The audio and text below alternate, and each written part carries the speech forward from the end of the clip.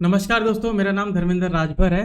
Concept में आपका स्वागत है। आज के ऑप्शन सीख में हम सीखेंगे किस तरीके से हम ट्रेडिंग कर सकते हैं, इंट्राडे ट्रेड कर सकते हैं स्टॉक्स में। आप कोई एक पर्टिकुलर स्टॉक को पिकअप करते हैं तो दिन भर में उसी स्टॉक में किस तरीके से ट्रेड बन सकता है हम उसके बारे में जांचेंगे। ऑलराइट, तो पहले मैं कुछ इसके बेनिफिट्स आपको बताऊंगा अगर मैं कोई सिंगल स्टॉक को पिकअप करता हूं, और मैं फिर ड्रॉबैक भी आपको बताऊंगा, लेकिन फिर बेनिफिट्स की ओर हम ज़्यादा फोकस करेंगे। देखिए, स्टॉक सिलेक्शन की जब बात आती है तो मैं कहूंगा कि मल्टीपल स्टॉक्स में ट्रेड कीजिए चाहे एक पर्टिकुलर स्टॉक में ट्रेड कीजिए, ये आपके माइंडसेट के ऊपर डिपेंड करता है। ठीक है, दोनों ही अच्छा है और दोनों में आप देखोगे कहीं ना कहीं कुछ कमी रहती है, तो हमें अच्छाई पे फोकस करना चाहिए कि मेरे लिए ज़्यादा बेटर कौन सा होगा, मेरे लिए ज़्यादा कौन सा लेस स्ट्रेसफुल होगा, और उसी के मुताबिक आपको इसमें ट्रेड करना चाहिए। ओके, तो चलिए पहले डिस्कस करते हैं। मैं अपना जरा स्क्रीन शेयर करता हूँ एंड हम उसमें डिस्कस करेंगे कि किस तरीके से जो हमारा जो स्टॉक सिलेक्शन होता है उसके बेसिस पर मैं कैसे ट्रेड लूँगा। ठीक है, अभी देखिए, जब मैं पहले बात कर रहा हूँ स्टॉक सिलेक्शन की, ठीक है, अगर आप स्टॉक सिलेक्शन की ओर जाते हैं कि आपने स्टॉक सिलेक्शन किया है तो इसमें आप मल्टीपल स्टॉक्स लेते हैं, राइट। तो मतलब मान लीजिए कि यहाँ से आप 3 से 5 स्टॉक्स को आप पिकअप कर लेते हो। ओके, मल्टीपल स्टॉक, तो आप मल्टीपल ट्रेड्स ले लेते हो तो आपको एक मोमेंटम अच्छा मिल जाता है। ओके, लेकिन कई लोग ऐसे होते हैं, कई ट्रेडर्स ऐसे होते हैं जिनको ये मल्टीपल स्टॉक्स में नहीं चाहिए, जो मल्टीपल ट्रेड्स नहीं लेना चाहते हैं, वो एक सिंगल ट्रेड ही लेना चाहते हैं, उसी में वो खुश रहते हैं। मतलब आप एक कोई पर्टिकुलर स्टॉक को पकड़ सकते हो, ठीक है, कोई एक पर्टिकुलर स्टॉक्स आप पकड़ सकते हो, और इसमें आप एक चीज देखिए कि पर्टिकुलर स्टॉक्स का मतलब है आप, जैसे कि इसमें मल्टीपल स्टॉक्स, तो आप जो इसमें सिस्टम के हिसाब से बन रहा है, जो ट्रिगर्स में आप उसके हिसाब से देख रहे हो, वो मल्टीपल स्टॉक्स कुछ भी हो सकते हैं। यहाँ पर कैसा कुछ सेट ऑफ स्टॉक्स होते हैं जिनको आप रोज इसमें ट्रेड करते हो। ठीक है, कुछ सेट ऑफ स्टॉक्स होते हैं जिसमें आप देख लीजिए, मान लीजिए जैसे मैं कुछ 3-4 स्टॉक को पिकअप कर रहा हूँ जिसमें वोलेटिलिटी अच्छी होती है, जिसके अंदर लिक्विडिटी अच्छी होती है, तो मैं इन स्टॉक्स को पिकअप करता हूँ, राइट। क्योंकि दिन भर में मुझे एक अच्छा मोमेंटम दे देता है, दिन भर में मुझे ये 1 से 2 ट्रेड इसमें मिल जाते हैं, जो मेरे लिए काफ़ी होता है। ओके, जो मेरे लिए काफ़ी होता है, जो मैं आरओआई का जो मैं टारगेट रखता हूँ कि मुझे मंथली इतना आरओआई मिलना चाहिए, तो इसके हिसाब से ये मुझे मिल जाता है, तो मेरे लिए फेयर इनफ। ठीक है, अभी ये मेंटालिटी के ऊपर होता है, ओके, कि किसको कहाँ पर संतुष्टि है। अभी कई लोग क्या होते हैं कि जिनको ज़्यादा ट्रेड चाहिए होता है तो वो स्टॉक सिलेक्शन की ओर जा सकते हैं, वहाँ पर मल्टीपल ट्रेड्स ले सकते हैं और मल्टीपल स्टॉक को सेलेक्ट कर सकते हैं। उसमें एक सबसे बड़ा फायदा ये होता है कि उसमें किसी पर्टिकुलर स्टॉक में एक अच्छा मोमेंटम आ जाता है, तो वो मोमेंटम आपको कैप्चर करने में आसानी हो जाती है, तो that is the benefit. Okay, particular stocks में ये बेनिफिट नहीं है। ओके, लेकिन पर्टिकुलर स्टॉक्स में एक बेनिफिट है कि आपका जो स्ट्रेसफुल मोमेंट रहता है वो कम रहता है, बिकॉज आपको पता है कि ये जो स्टॉक्स है कितना मोमेंटम दे सकते हैं, आप इनका वोलेटिलिटी आप चेक कर लेते हो, आपको कहीं और टीडीएस काम नहीं करना पड़ता है कि मुझे जो भी पर्टिकुलर स्टॉक्स जो आ रहे हैं, जो स्कैनर में आ रहे हैं, मुझे उनको दोबारा स्टडी करना है या फिर दोबारा उसको मुझे अपने तरीके से जांचना है कि कैसे ये मल्टीपल ट्रेड्स मेरे सेटअप में आ सकता है और मैं उसमें ट्रेड ले लूँ। ओके, तो ये कुछ मैं देखूंगा कि कुछ बेनिफिट्स भी होते हैं, कुछ ड्रॉबैक्स भी होते हैं, जो दोनों चीज़ में होती है।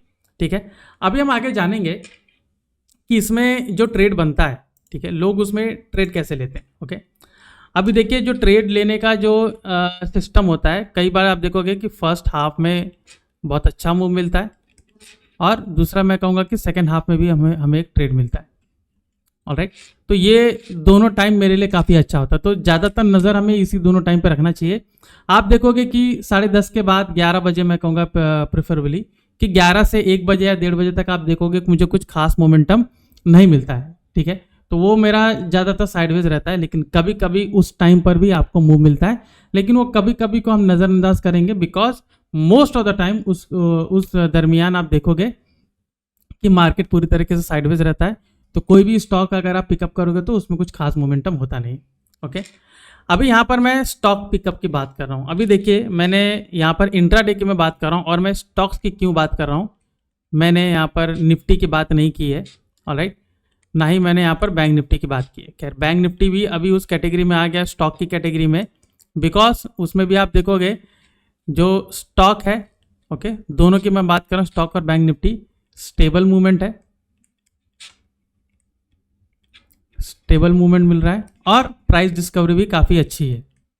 ठीक है, मैं प्राइस डिस्कवरी मैंने यहाँ पर क्यों लिखा है, क्योंकि आप देखिए ज़्यादातर आप देखोगे कि जब पहले वीकली एक्सपायरी थी निफ्टी, बैंक निफ्टी, जितने भी इंडाइसेस हैं जिसमें वीकली एक्सपायरी थी, तो उसमें आप देखो कि अगर आप कोई ऑप्शन बाय करने जाते थे तो एक, जैसे मैंने निफ्टी का मैंने इंडेक्स देखा, ऑलराइट, मैंने स्पॉट देखा कि निफ्टी मान लीजिए 53,000 पर है, तो आप अगर 53,000 का कॉल ऑप्शन लेने जाते हो तो आप देखोगे कि वहां पर प्राइस काफी ज्यादा फ्लक्चुएट कर रहा है। मतलब अगर वो एटीएम लेवल का जो ऑप्शन है अराउंड 450 समथिंग होता था, ठीक है, 450 या 500 आप पकड़ लीजिए, अगर 450 500 है, 450 रुपीज है, तो आप उसको बाय करने जाते हो तो आपको 450 वहां मिलता नहीं था, वो 450 से बढ़कर वो 460 470 भी मिलता था, भले ही जो बैंक निफ्टी का जो प्राइस है वो 53,000 ही क्यों ना हो।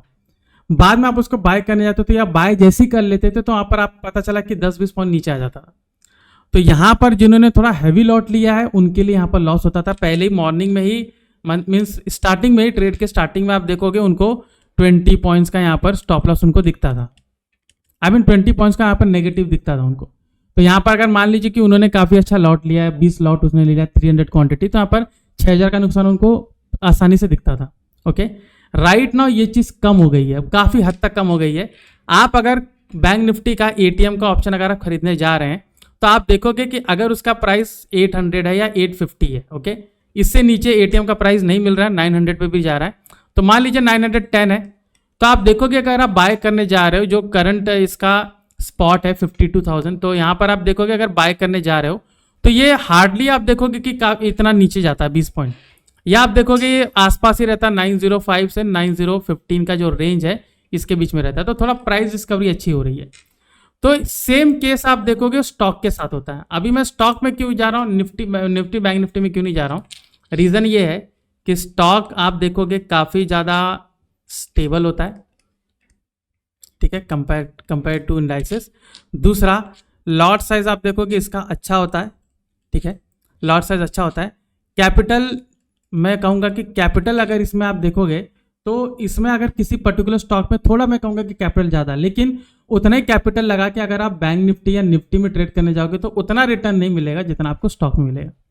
एग्जाम्पल के लिए मैं कह रहा हूं कि जैसे हमने आज जैसे बजाज ऑटो की बात हो रही, ठीक है, 9,000 का स्क्रिप है, 9,000 का स्क्रिप है, उसमें एक लॉट 75 है। ओके, आप देखोगे कि उसने वहां से मूवमेंट जो मॉर्निंग में किया था उसके बाद भी किया था, 30-40 पॉइंट्स का मूव अगर आप देखोगे आसानी से मिल रहा है। तो उसमें अगर मान लीजिए मैंने 30-40-50 पॉइंट्स अगर मैं कैप्चर कर रहा हूँ तो इजीली मुझे 3,000 के ऊपर वहां पर मिल रहा है। ओके, एंड ये जो ऑप्शन का जो प्राइस है वो भी ज़्यादा महंगा नहीं हो, आप देखोगे 250 या 300 के पास है। तो अगर मैं 300 का ले रहा हूँ और वहाँ पर देख मान लीजिए कि मैंने 300 क्वांटिटी ली है, तो ये मेरा 90,000 का इन्वेस्टमेंट हो रहा है।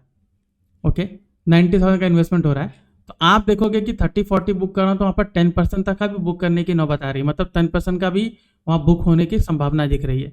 लेकिन यही आप निफ्टी बैंक निफ्टी में ये चीज़ नहीं मिल पा रही है बिकॉज ऑफ कि वहाँ पर मोमेंटम थोड़ी कम है, ऑलराइट। और दूसरा आप देखोगे कि लॉट साइज का भी वहाँ पर मैं कहूँगा कि लॉट साइज और प्रीमियम जो इसमें काफ़ी फेयर बदल हुआ है, तो जिसकी वजह से मुझे ये चीज़ नहीं मिल रही। ओके, तो चलिए ये चीज़ हो गया। अभी हम चलते हैं कि स्टॉक जो है उसको पिकअप करके कैसा हम एक ट्रेड बना सकते हैं। तो आपको हम कॉन्सेप्ट एप्लीकेशन पे लेके चलते हैं और यहाँ पर देखिए मैंने डीमार्ट का चार्ट लगाया, ठीक है। डीमार्ट का इसलिए लगाया क्योंकि डीमार्ट में एक अच्छा खासा मूव इसमें मिला हुआ है मॉर्निंग में ही, और अभी ये डाउन साइड का एक मूव बना रहा है। ओके, अभी यहाँ पर देखिए इसको डीमार्ट जो है, अगर मैं इसको सिलेक्शन की मैं बात करूँ कि किसी स्टॉक का मुझे एक ब्रॉडर ट्रेंड में उसको आइडेंटिफाई करना है, तो मैं ईजिली दो तरीके से कर सकता हूँ। या तो मैं उसका पीसीआर डेटा देखूंगा, या तो मैं वहाँ पर देखूंगा कि उसका जो फ्यूचर डेटा वो क्या कह रहा है, ठीक है। फ्यूचर डेटा आप कह सकते हो कि राइट, आप देख सकते हो कि यहाँ पर दिसंबर में पूरा डाउन साइड था, तो मैं इसको डाउन साइड क्यों ट्रेड लूंगा। अभी ये थोड़ा अपसाइड क्यों यहाँ पर चेंज हुआ, तो अपसाइड क्यों मेरा ट्रेड बनता है। पीसीआर डेटा जो मुझे नॉर्मल पीसीआर की मैं बात कर रहा हूँ कि स्टेडिली इंक्रीमेंट मिल रही है, अदरवाइज वो नवंबर मंथ से आप देख सकते हो कि डाउन साइड ये 0.4 ऐसा दिख रहा है, तो वहां से आप देख सकते हो कि पूरे तरीके से डाउन साइड ही था। अभी रिसेंटली आप देख सकते हो कि 24 से ये कुछ चेंजेस यहाँ पर मिलना शुरू हुआ है, थोड़ा अप ट्रेंड की ओर हुआ है, ठीक है। तो यहाँ पर जो ब्रॉडर ट्रेंड है वो डाउन साइड की ओर है, तो मैं डाउन साइड की ओर ट्रेंड में ज्यादा बनाने की कोशिश करूंगा।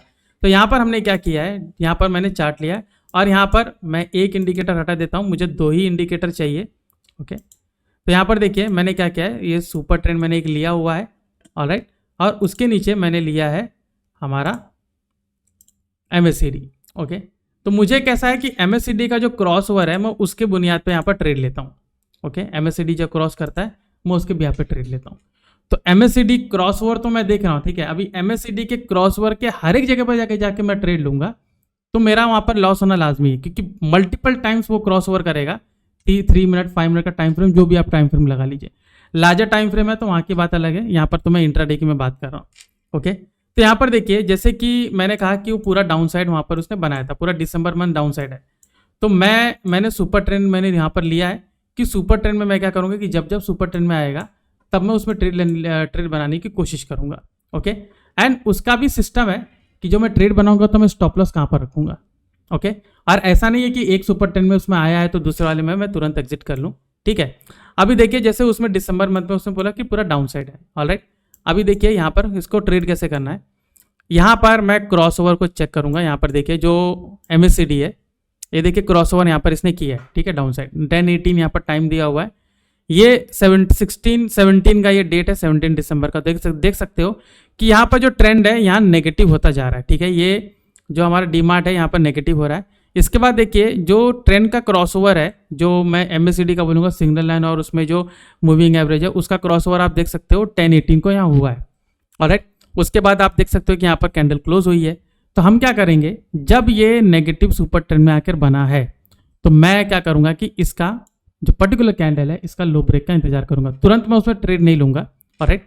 मुझे 2 कन्फर्मेशन मिला है, तो यहाँ पर मैं जो तीसरा वाला जो मैं ब्रेकआउट या ब्रेकडाउन की मैं बात कर रहा हूँ वो इसलिए कि प्राइस एक्शन यहाँ पर जरूरी है, कि प्राइस भी उस चीज़ को फॉलो कर रहा है। तो यहाँ पर देखिए जो नीचे ब्रेकडाउन किया तो मैं यहाँ पर इसको ट्रेड लूँगा, ऑलराइट, कि यहाँ पर ब्रेकडाउन किया है और ये जो ऊपर है यहाँ पर मुझे स्टॉप लॉस रखना पड़ेगा। मैं सिंपली उसी कैंडल के हाई पे ट्रेड स्टॉप लॉस नहीं रख सकता हूँ।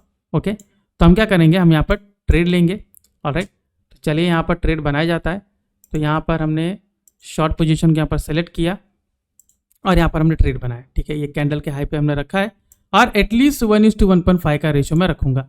हालांकि 1:2 का रेशो ये देने में काफ़ी ज़्यादा सक्षम है, हम 1:2 का भी उसमें कैप्चर करने की कोशिश करेंगे। तो यहाँ पर 1:2 का रेशो मिला है।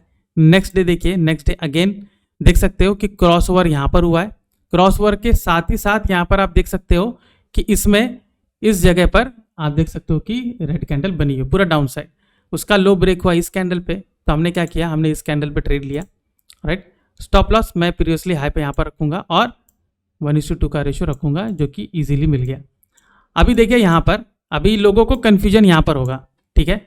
लोग यहाँ पर क्या करते हैं कि मैंने डाउन ट्रेंड में तो ट्रेड लिया है लेकिन ये सुपर ट्रेंड में चला गया, मतलब नेगेटिव के साथ पॉजिटिव वाले में चला गया है, तो क्या मुझे वहाँ एग्जिट करना चाहिए? नहीं, वहाँ पर एग्जिट नहीं करना चाहिए, ठीक है।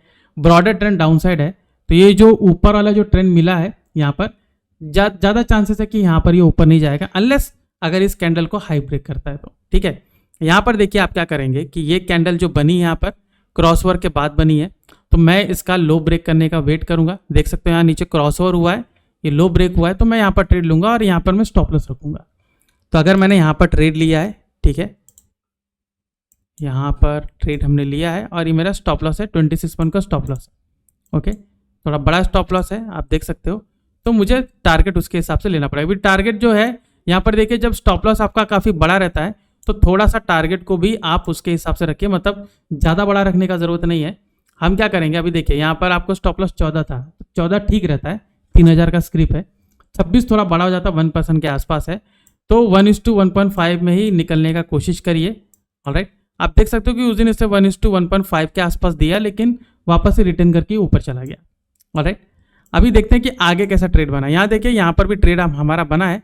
उसके बाद देखिए सुपर ट्रेंड आपका पॉजिटिव वाले में गया है, लेकिन जो फर्स्ट कैंडल है उसका हाई कहीं पर भी ब्रेक नहीं किया है। कंडीशन देखिए, अगर यहाँ पर नेगेटिव में आपने ट्रेड लिया है तो पॉजिटिव वाला अगर सुपर ट्रेंड बनता है तो उसका अगर हाई ब्रेक करता है तो वहाँ पर उसको एग्जिट कर लीजिएगा, वहाँ पर आपको वेट करने का ज़रूरत नहीं है। लेकिन सिर्फ पॉजिटिव वाले में बना है मैं एग्जिट करता हूँ, तो ऐसा नहीं करना चाहिए, ओके। तो देख सकते हो कि यहाँ पर बाद में जाके इसने यहाँ पर आप देख सकते साइडवेज करके यहाँ पर रुक गया, तो अब मेरा वहाँ पर लॉस नहीं हुआ लेकिन मुझे प्रॉफिट भी कुछ खास नहीं हुआ, ओके। आगे चल के आगे देखते हैं। तो यहाँ पर देखिए मेरा जो एग्जिट पॉइंट है मैं देखता हूँ यहाँ पर कैसे, ठीक है। अभी देखिए स्टॉप लॉस दिखाता हूँ आपको कहाँ पर हुआ है, ये देखिए यहाँ पर इसका लो यहाँ ब्रेक हुआ है। अभी देखा जाए तो मेरा ये स्टॉप लॉस होना चाहिए, ओके, ये वाला स्टॉप लॉस होना चाहिए, यहाँ पर मेरा एंट्री है और इसके मुताबिक मेरा यहाँ पर एग्जिट होना चाहिए। बीच में आप देख सकते हो कि ग्रीन यहाँ पर सुपर ट्रेंड यहाँ पर बना है, वो भी एक नहीं 2 बार बना है, ऑलराइट। तो मेरा आप देख सकते हो कि यहाँ पर स्टॉप लॉस एक हिट हुआ है, अभी नेक्स्ट टाइम मैंने आई एम सॉरी, यहाँ स्टॉप लॉस हिट नहीं हुआ है, यहाँ पर मैं कॉस्ट टू कॉस्ट मेरा एग्जिट हुआ है, स्टॉप लॉस मेरा ये वाला हिट हुआ है। ओके, नेक्स्ट ट्रेड में आप देख सकते हो स्टॉप लॉस की जगह मुझे कितना ज़्यादा रिटर्न ने दिया है। तो अगर मैंने इसको ट्रेड यहाँ पर लिया है, ओके, तो यहाँ पर आपको दिखा देते हैं। देखिए ये मेरा लो यहाँ ब्रेक हुआ है, तो ये मेरा स्टॉप लॉस यहाँ पर देख सकते हो 20 पॉइंट से ज़्यादा का स्टॉप लॉस हुआ, 21 का। ओके, 21 पॉइंट का स्टॉप लॉस हुआ है। आगे हम देखते हैं कि मुझे प्रॉफिट कितना हुआ है। तो यहाँ पर अगर मैंने यहाँ पर इसको ब्रेक होने पे यहाँ पर ट्रेड लिया है, तो देख सकते हो कि 1:2 का रेशो अगर मुझे लेना है तो इसने 40-45 पॉइंट का मूव इसने दिया है। ऑलराइट, हालांकि बाजार काफ़ी ज़्यादा नीचे गया है, लेकिन 1:2 का रेशो मिल चुका है, तो वहाँ पर मुझे एग्जिट करना चाहिए। ओके, तो आपने देखा कि किस तरीके से स्टॉक में मैंने इंट्राडे पे यहाँ पर ट्रेड लिया। आप इसको नेकेड ऑप्शन बाय कर सकते हैं, क्योंकि इंट्राडे है तो इंट्राडे में स्ट्रैटेजी बनाने जाएंगे तो काफ़ी टाइम लगेगा। नेकेड ऑप्शन में आपको क्विक प्रॉफिट मिल सकता है। अगर उस दिन आईवी गिरा होगा तो उस दिन आप बिल्कुल भी नेकेड ट्रेड मत लीजिए, उस दिन आप फ्यूचर में ट्रेड आप ले सकते हो या फिर स्टॉक में ले सकते हो। ओके, तो ये था हमारा सेशन जो मैंने आपको बताया कि किस तरीके से मैं स्टॉक के ऑप्शन में ट्रेड कर सकता हूँ, वो भी इंट्राडे बेस पर, वो भी नेकेड ऑप्शंस में without option strategies. So I hope ये सेशन आपको पसंद आया होगा। सो जाइएगा नहीं, यहाँ पर अभी ज्योति जी आएंगी मार्केट मिल में, आपको बताएंगे कुछ स्टॉक एनालिसिस और मार्केट न्यूज़ के बारे में, और भी कुछ इंसाइट्स आपको प्रोवाइड करेंगे। ऑलराइट, ओके, सो मिलते हैं नेक्स्ट सेशन में, जहाँ पर मैं कुछ और कंसेप्ट के साथ आपके साथ जुड़ूंगा, जहाँ पर हम देखेंगे कि कुछ और नए कंसेप्ट के साथ मैं इंट्राडे या फिर मैं कोई पोजीशन ट्रेड कैसे बनाता हूँ। Alright, so this is Dharmendra Rajbhar signing off. आपका नमस्कार।